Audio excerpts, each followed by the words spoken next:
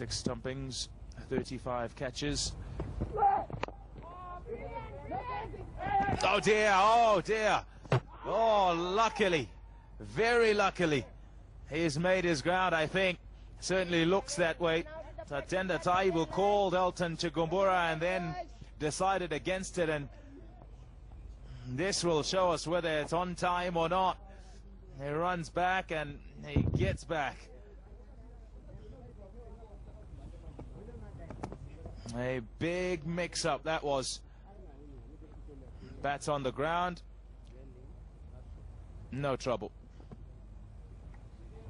The last thing that you really would be wanting now is to lose a wicket, and especially in a run-out. That's what you would not be wanting, because then you will be into that lengthy tail that we've alluded to, and not out. So the right decision has been made by a third umpire. It's a good shot. Driven through the offside. Fielder after it. 3 runs. Back up. Timed it decently to Tatenda Taibu, but still not quite getting to the boundary. That's one thing that you will see from these two batsmen. Although Elton Chigumbura is notorious for his just a push, that's all that it is. And even though he didn't time it, he was still able to come back quickly for the third, because these two understand each other very, very well. There won't be much loud calling, but they understand each other's game so well. Gone for it, and it's through the gap. 4 runs, and a bit of width on offer, and taken gleefully by Elton Chigumbura. You want a few of those just to settle the nerves and to hopefully try and capitalize, as he did on this occasion. The width was there and he went at it hard, and that's the key. If you want to go at those, you've got to go hard, and that's exactly what he did. There was a little cry of catch, but there was never going to be too much of trouble there. Chigumbura's first boundary. Oh, what a start for the skipper. He's brought himself on, and suddenly a little bit of turn. For lunch. It's taken a lot of time, but it's taken him a lot of time.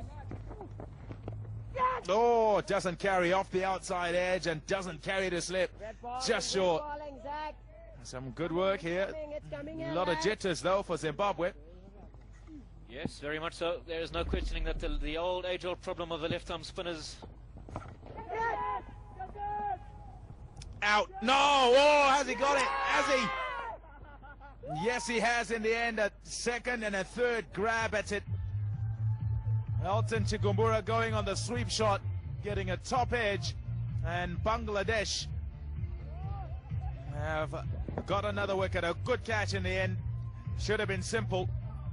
Shafiul Islam having a few grabs at it.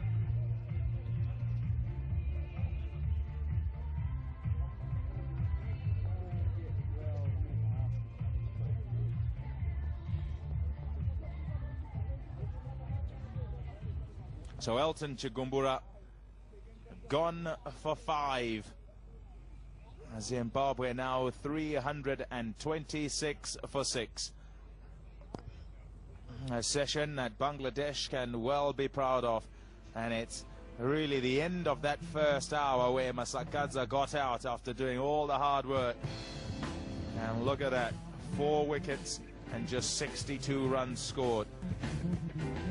Look at the batting card, and Busisbanda 78, Mawoyo 43. Masakadza and Taylor batted together this morning, and when Masakadza went, after just about an hour, on the stroke of an hour of play, then things somewhat fell apart. Taylor wasn't long to follow. Irvine also back in the hut. Now Chigumbura has just got out on the stroke of lunch on day number 2. Zimbabwe 326 for 6. The partnerships really good, those first 3, and not much to speak of after that. They're in desperate need of another. The bowling, well, the spinners have come into it. Mamadullah getting 1 from his couple of overs, and Shakib Al Hassan 1 for 40, and will complete his over after lunch. Rabiul Islam, though, toiled manfully in this first session. 2 for 106 for him, bowling 12 overs on the trot. No ball, and that's going to run away for 4, I think. He's got enough bat on it. just wide of third slip. Really peculiar looking shot.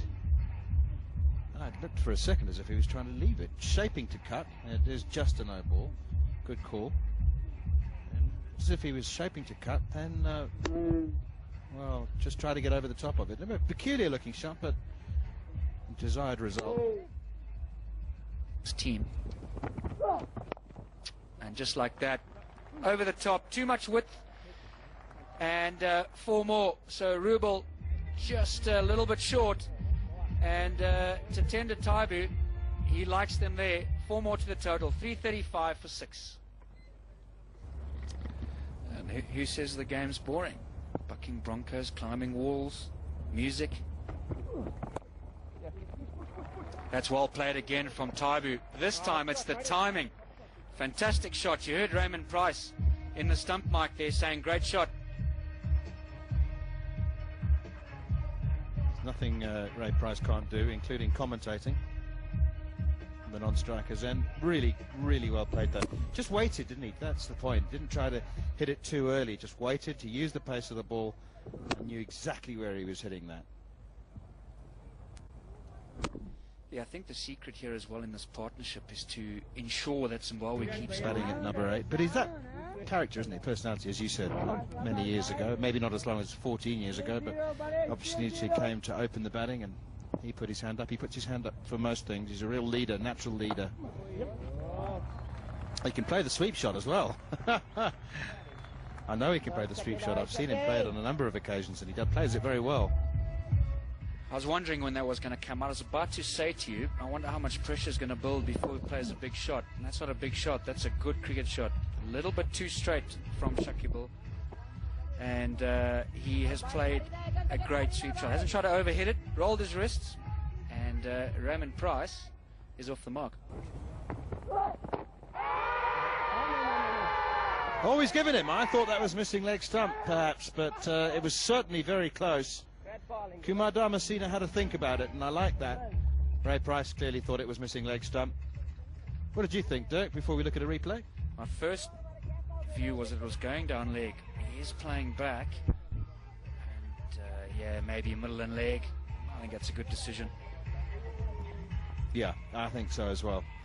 But as a batsman, you would feel that it was missing leg stump, but it looked out. 344 for 7.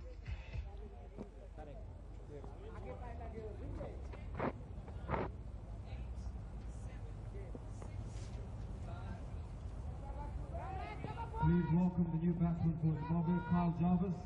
New batsman Kyle Jarvis. We were talking about him this morning when he was sitting on the players' balcony enjoying a scoreboard reading 304 for 2. And now here he is an hour later out there in the middle. There's nothing terribly convincing about that. Very late. No feet. Let's have another look at Ray Price's dismissal. Resulted in Jarvis coming to the crease. It did hit him above the knee roll, didn't it? But that can be an indication that it's too high. But normally if the batsman's on the front foot and it hits him above the knee roll, then you can expect it to be going over. But he had gone back into his crease. Can't really be hogging the strike. Ump's not convinced that hit the bat rather, so he's going to give leg buys. Bangladeshis thought that maybe there was a chance there, but nevertheless, he's got himself off strike.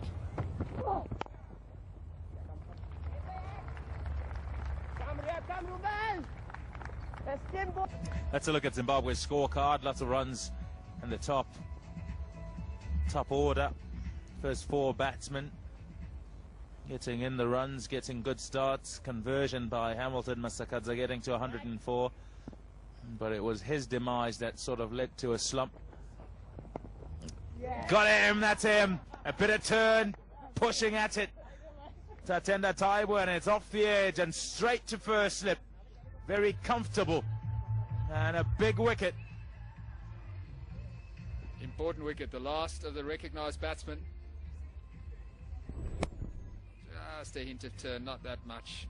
Just played a bit early, came at it too hard off that thick outside edge, so Tender Taibu is gone for 23. Zimbabwe 352 for 8. Brian Vittori into bat, left-handed batsman in the side more for his left arm seam. Lifted over the top, over the offside, intentionally. By Kyle Jarvis. Good running too. And back for 3.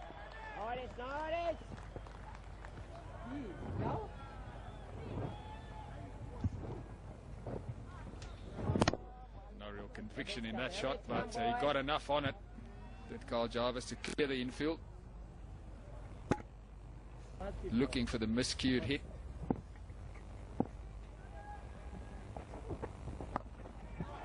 Still goes for the shot. I tell you what, he's got a good strike there. Fantastic stuff. Never mind the fellas on the fence. It's gone all the way for 6. No miscue involved there. That was a full face of the bat. That is a good clean strike. The slog sweep.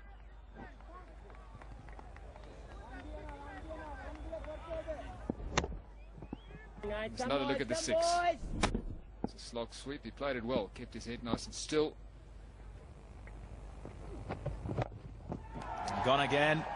There's a man out there. There's a man out there. He hasn't cleared it this time. Just had to go to the right. Robiul Islam did so. And the cameo by Brian Vittori comes to an end. It wasn't a bad strike. Just a bit unlucky that he couldn't pick the gap. Comfortable catch on that deep mid-wicket boundary. So Bangladesh continue to do well. 368 for 9. Not that easy, boys. Stefan Come on. Pofu. First.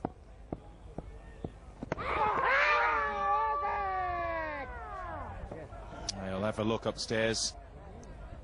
And Chris Mpofu will hope that he hasn't dragged that foot out and hasn't been standing on the line rather than in the crease. Oh, I tell you, that's quite interesting. This is a better angle. Goes up, comes back down, drags out, doesn't ever get back in. Does not ever get back in. So that will be out, or should be out, I should say. Wait for the third umpire to have a look and decide what he thinks. And there you go, out flashing. So Christopher Mpofu has been stumped, and Zimbabwe are all out for 370. The day when Zimbabwe would have felt they could build on the 264 for 2, that was the score overnight, but it all fell away. Sakadza, 104 for him. He got to 100. His partnership with Taylor was a good one, but when that was broken, all the rest really just tumbled down. Tatenda Taibu batting with the tail, tried his level best before being removed by Shakib Al Hassan when that turned and bounced a bit. Started very well as far as partnerships were concerned. 102 for the first wicket, and that 142 between Taylor and Masakatsa. That was the best one, so that was excellent. But apart from that, unfortunately, the innings just fell away, and Bangladesh got themselves right back into this test match.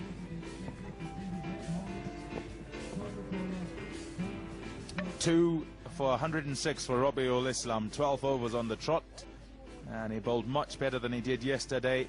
Rubel Hussain picked up another today to end with 3, and Shakib Al Hassan 3 for 62 wickets at the end.